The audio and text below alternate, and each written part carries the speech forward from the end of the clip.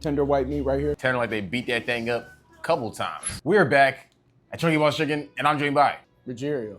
Rogerio's about to let this chicken cutlet rummage through its gullet and let me know how it tastes.